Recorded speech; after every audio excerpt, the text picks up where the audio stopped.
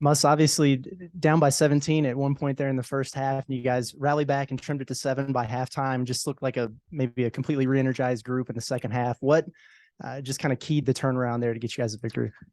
I obviously second half pace of play, 47 points, and then defensively, I thought both halves. I mean, we held them to 34 both halves, which Missouri's a really good offensive team. They're, to think that we outscored them in fast break points is a key statistic because of their pace of play.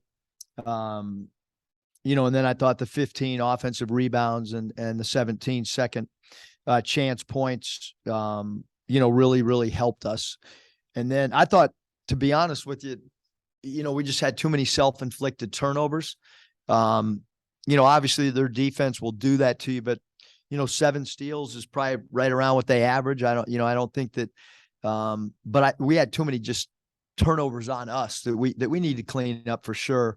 But Joseph Pinion, really changed our look offensively against that particular zone because he flattened it out by being a threat in the corner and then knocking shots down. And then you mentioned it there, but you decided to start Joseph over Ricky there to start the second half, and it looks like it worked out on both ends of those for you. Joseph gave you a spark, and then Ricky came in and had a great second half. Do you feel like it did the job that you hoped it would do? Yeah, I think that with any basketball team, if guys are playing large minutes, you can't take that for granted, and somebody's got to be there to. I don't know what word to use. The first word that comes to my mind is there's a threat for somebody to come in and take your minutes. Sure, there's a better word than that, but I can't find it right now. Yeah, that was a decision I wanted to go with. It was easy. I walked into the locker room and made the decision without discussing it with anyone.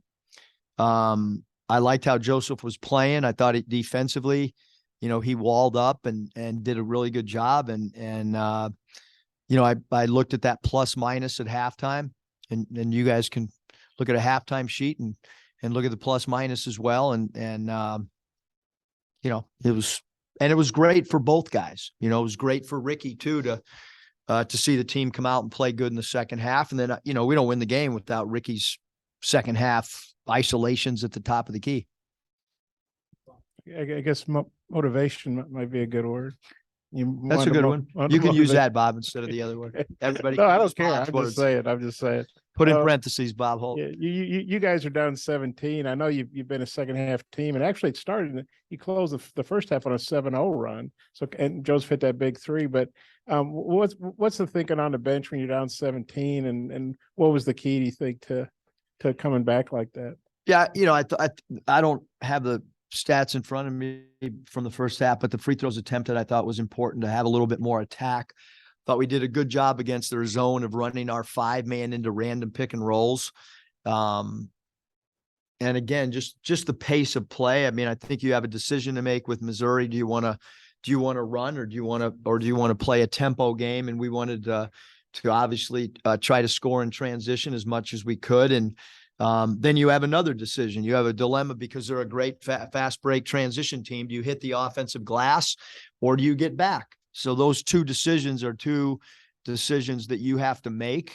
And we obviously decided to try to crash the offensive glass and not send 2 or 3 back. We sent 4, sometimes 5 to the offensive glass, and they do a great job of sometimes leaking out and getting transition baskets. But I thought we had some really good individual defensive performances. I thought Devo Davis did a phenomenal job defensively, and I thought that the combination of Kamani Johnson as well as Mekhi Mitchell did an excellent job on Kobe Brown, not giving up a 3-point attempt and only allowing 7 field goals attempted against a guy that had scored 61 points in the last 2 games against 2 ranked teams.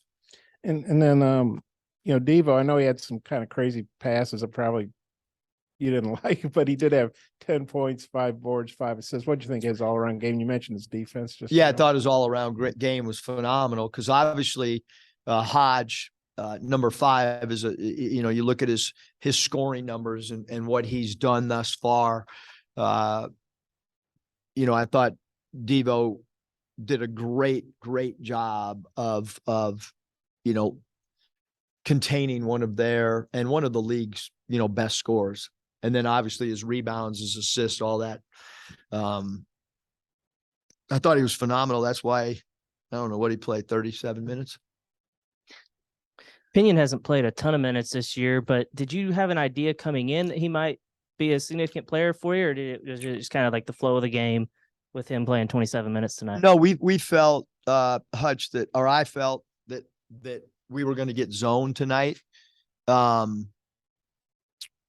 And so I felt that he would, if in fact the first unit struggled, that he was going to be an option that we were going to have to look at.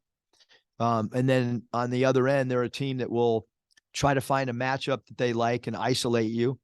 And I thought he did a really good job defensively. And, probably the most surprising thing of Joseph's play when he's gotten minutes, he's done a pretty good job of defending guys, and I thought he did that again tonight. There's one blow by, but we had a lot of guys that got blown by once, so I thought he did a phenomenal job. I mean, he shoots the ball with confidence every day.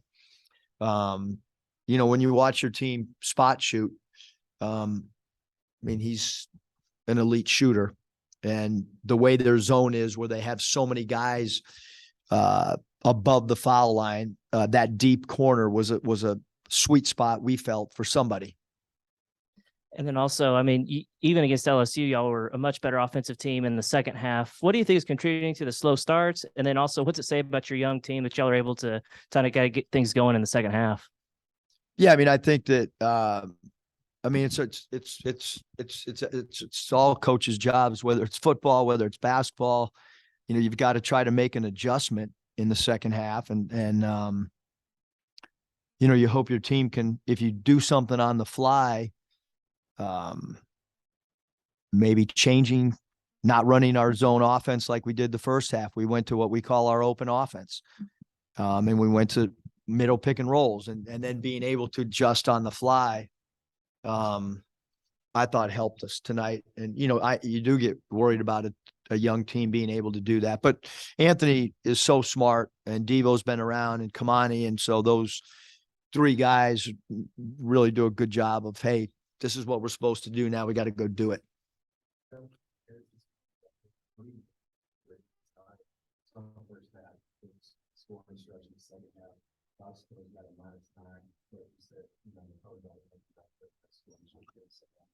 Yeah, and he made significant strides with the -9 from, Yeah, I don't know. -18 is a lot. But he was absolutely vital scoring the basketball in the second half. And,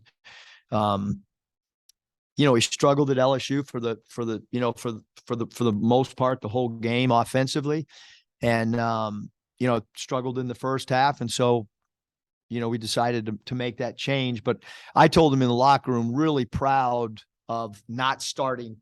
And then when he got inserted into the game, not letting it discombobulate his brain or his confidence, because he looked like a guy that was pretty confident regardless of what I did.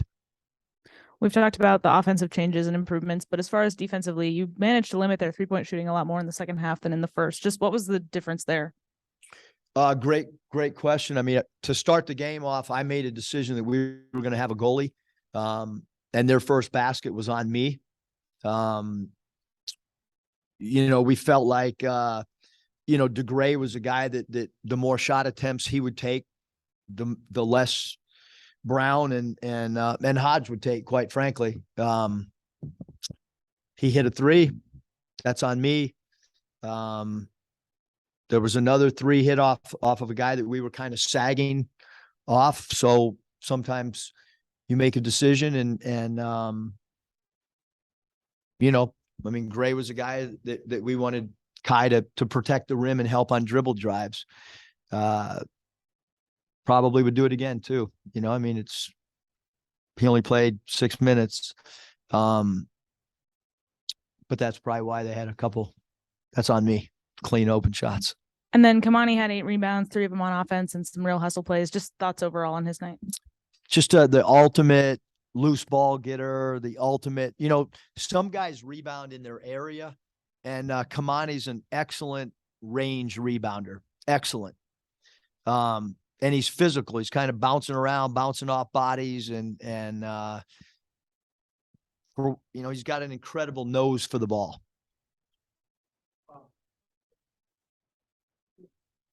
Eric, I don't know if you thought about this, but you lost your SEC home for the last 2 years, and they jumped out by 17. Obviously, it worked out because you guys went to the Elite Eight, so you recovered. But how big is it when you had a tough loss to LSU? How big was it to defend the home court and make sure you don't go to Auburn? Yeah, I mean, I told the team, I mean, I don't know how many days we had, 7 days, 6 days. I mean, I told the team like it's a must win. I mean, I don't like to tell people that, but I mean, quite frankly, it was a must win tonight for us. And maybe that had an effect of how we played the first half, you know, because I've never told the team this early in the year, but I felt like with the toughness of the league that this was a game, especially because we had a long prep time. You know, that's, you know, if you have a long prep time, you know, I hope that we would, you know, play good basketball. And I thought we did defensively. I thought our shoot around, you know, in my opinion, shoot around's the most important practice that we had all week. Your game day shoot around, because it's your last mental reps that you get. And I thought our guys were locked in defensively. And again, maybe we worked too much defensively this week, but Mike Fratello, Chuck Daly, Hubie Brown, the guys that I've worked for, that shoot around's vital. And I thought our guys defensively today were locked in from a defensive scheme, and they understood the importance of trying to put extra emphasis on Brown and extra emphasis on Hodge, just like we did against LSU. I thought we did a phenomenal job against Miller and Williams, their 2 best players. So I think when you can make things difficult on star players that, you know, and other people are trying to score for an opponent, it helps your overall defense. Ricky's obviously a good free throw shooter, but you know, a close game with less than 30 seconds, he's 5 out of 6.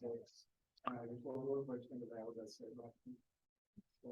Yeah, I mean, we missed a front end of a 1-and-1 at LSU, and you know, you hope that doesn't carry over to the next game, which obviously it didn't. I mean, for Ricky to go 11 of 13, you know, from the foul line, we felt, since we've all gotten together and we do our little perfect free throw at the end of practice, he's one of the guys that's as good as anybody on our team. He shot technicals for us when we've been in that situation. So his drawing fouls and then his converting we need that from an offensive standpoint, especially when we struggle.